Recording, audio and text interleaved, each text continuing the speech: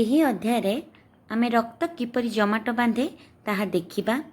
ଆମେ ଜାଣିଛେ ରକ୍ତରେ ବିଭିନ୍ନ କଣିକାମାନ ଥାଏ, ଯେପରିକି ଆର୍ବିସି, ଡବ୍ଲ୍ୟୁବିସି, ଅଣୁଚକ୍ରିକା ଇତ୍ୟାଦି।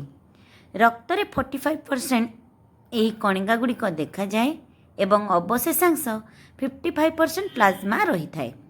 ରକ୍ତରେ ଥିବା ଫାଇବ୍ରିନୋଜେନ୍ ଏକ ମୁଖ୍ୟ ଉପାଦାନ ରକ୍ତ ଜମାଟ ବାନ୍ଧିବା ପାଇଁ।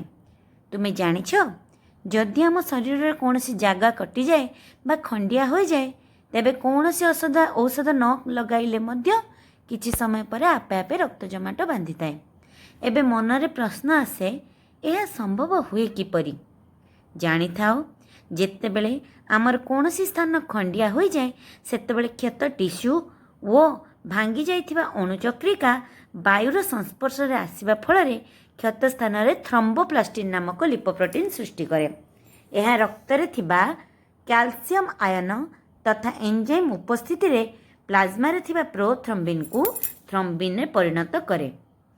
ପ୍ଲାଜମାରେ ଥିବା ଥ୍ରୋମ୍ବିନ୍ ପ୍ରଭାବରେ ଫାଇବ୍ରିନୋଜେନ୍ ଅଦ୍ରବଣୀୟ ଓ ତନ୍ତୁ ପରି ଥିବା ଫାଇବ୍ରିନ୍ ପ୍ରୋଟିନ୍ କ୍ଷତ ସ୍ଥାନରେ ଠୁଳ ହୋଇ ସେଠାରେ ସୂକ୍ଷ୍ମ ଜାଲ ତିଆରି କରେ।